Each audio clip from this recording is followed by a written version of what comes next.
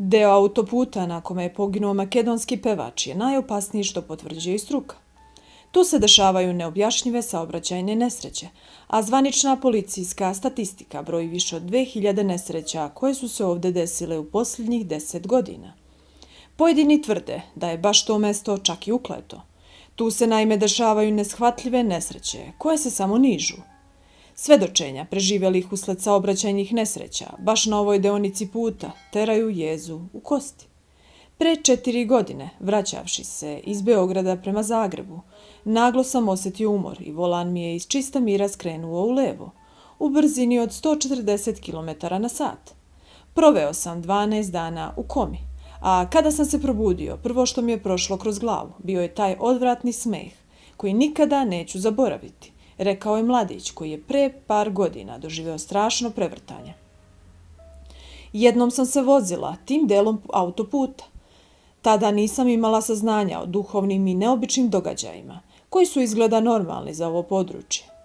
Odjednom nam je u automobilu postalo toliko vruće da smo morali da otvorimo sve prozore, iako je napolju bilo jako hladno.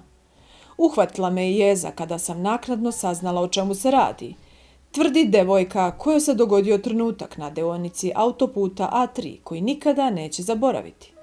Strašna smrt mlade hrvatske glumice Dolores Lambaše u teškoj saobraćajnoj nesreći koja se dogodila pre 3 godine potresla je ceo Balkan. Baš zbog činjenice da je podelila tragičnu sudbinu na istom mestu poput Tošeta Proeskog.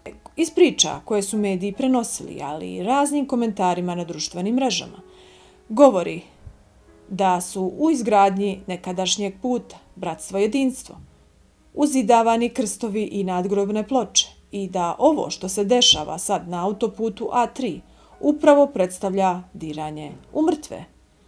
I danas duše pokojnika počivaju samo koji metar od saobraćaja, gde se i dalje nalazi groblje. Postoji čak i legenda koja se prenosi iz usta do usta, da se baš na tom mestu pojavljuje žena u crnom koja samo nestane.